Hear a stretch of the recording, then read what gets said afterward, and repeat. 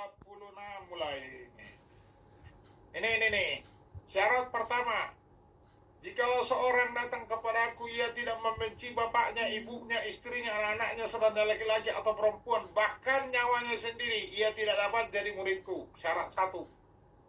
Syarat yang kedua, ini. Barang siapa tidak memikul salibnya dan mengikut aku, ia tidak dapat jadi muridku. Nah, kira-kira Anda ada di steril, syarat yang berikutnya Anda bayar uang kuliah. Amin. Iya kan? Anda yang ada di kelas ini bayar uang kuliah enggak? Bayar uang kuliah, Pak. Oke. Bayar Kalau uang. bayar. Oke. Kalau jadi murid Yesus berapa uang kuliahnya? Nah, ini Ada. apa? Jadi murid sendiri aja. Gratis, Pak, gratis. Oh, siapa bilang? Dengan memikul salib, Pak. Baca ini udah dimunculin di sini.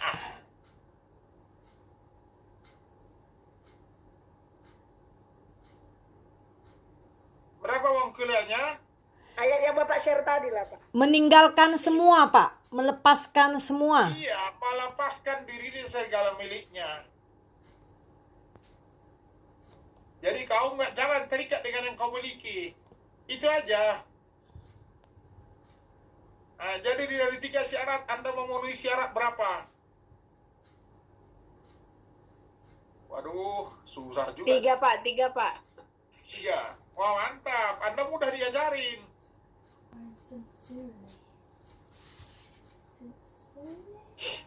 Ya.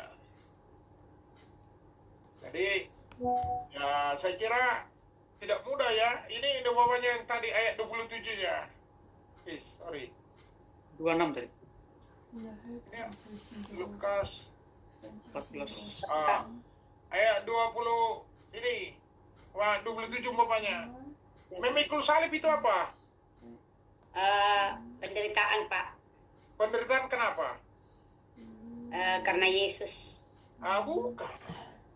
Lihat, Yesus dia menderita karena apa? Karena dosa manusia. Karena kesalahan orang lain, bukan salahnya. Iya. Orang lain salah, dia yang menderita. Anda siap gitu? Orang lain yang salah, kau yang menderita. Siap? Ibu pesta, mau nggak berpesta? Orang lain yang salah, ibu pesta disalah-salahin. Masih tetap pesta? Ya, saya sudah rasakan itu, Pak. Baguslah. Berarti memenuhi syarat jadi murid. Sakit Tidak memang. mudah. Ini tidak mudah. Iya. Tapi itu sering. Kita disalah-salahin, bukan kita yang bikin salah. Orang lain yang bikin salah. Mungkin yang menikah, suaminya yang bikin salah, istrinya yang salah-salahin. Di orang Batak banyak itu, Pak. Mencari kambing hitam berarti, Pak ya. Nah, tapi itulah baru dikatakan mikul salib, baru ngikut Yesus. Bukan ikut apa yang kau mau, ikut yang dia mau. Ya, apa yang dimau guru, kita yang ikutin guru, jangan guru ikutin kita. Kebanyakan orang Kristen terbalik, Yesus dibikinnya ikut yang dia mau. Maka doanya pun nampak itu, Tuhannya diatur dalam doanya. Nah, itu penyembahan berhala memang Allahnya itu diatur. Yang penting udah bawa persembahan, mulailah atur Allahnya, itu penyembahan berhala. Tapi kalau di dalam Yesus sebenarnya kita yang diatur oleh Tuhan kita. Ya, saya kira di situ malam hari ini, puji Tuhan. Anda baca kitab Titus ya, itu haknya sedikit. Ayat 26 gimana, Pak? Saya penasaran juga tadi pagi. Ayat 26. Ya, tadi saya baca, mau tanya itu juga. Ayat 26. Sengaja tadi kusembunyikan ayat 26. Kebetulan tadi Rupanya ada yang penasaran. Oke, sebelum ke sini, saya lebih suka mulai dari sini. Coba ya. Jempol cuma sendiri. Ini yang disebut membenci nyawanya sendiri. Seperti apalah itu? besok ada teacher. Kita jangan bapak, ibu, istri dulu. Kita langsung ke sini. Nyawa sendiri. Kak Santi, matiin dulu. Nanti kasih masih respect.